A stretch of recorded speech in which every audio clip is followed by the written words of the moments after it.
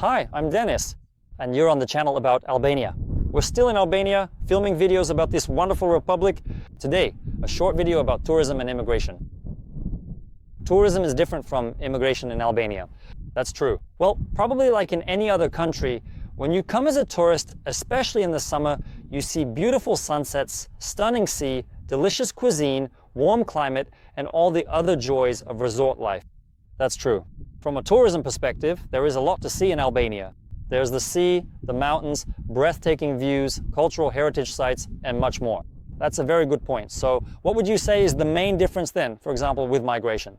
If you decide to stay here in Albania, then for a comfortable life in the country, you don't need the mountains, the sea, or the sunsets. You need infrastructure.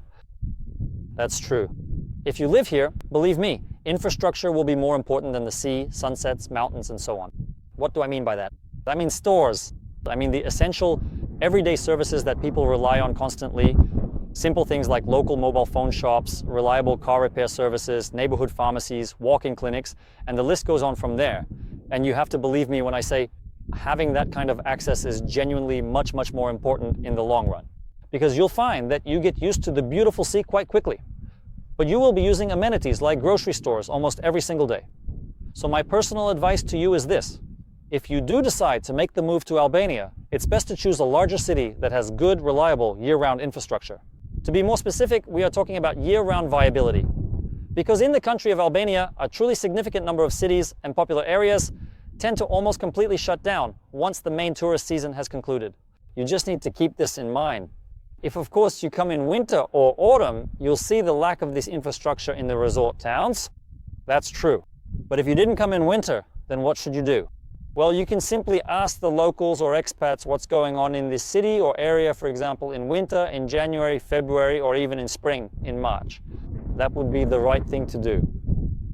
So my advice is, for immigration, just choose a large, comfortable city, and then you won't have any problems. Of course, it all depends on you. Maybe you're an introverted person and you really want to hide yourself away in the quiet mountains so you can be certain that no one is there to bother you. Well, that's your choice. That would be great. In any case, it's up to you. That is, your life and your immigration are entirely in your hands, and only you can decide how you will live your life. That's wonderful.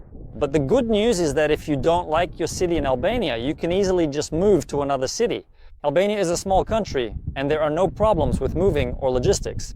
It's possible for you to relocate to a completely different city, quite literally all within the span of a single day. And this can all be accomplished for a surprisingly small amount of money, because the necessary moving services and the cost of transporting your personal belongings are also exceptionally inexpensive. And actually, to live comfortably in Albania, you don't need a lot of things. In general, to live happily, you don't need a lot of things. That's wonderful. So your life is in your own hands. That's all for today. Subscribe to the channel so you don't lose track of it. Give us a like. It's easy for you and it makes us happy. And write to me if you want to come, settle here, buy something, who knows? Or at least just to learn something about Albania. Good luck.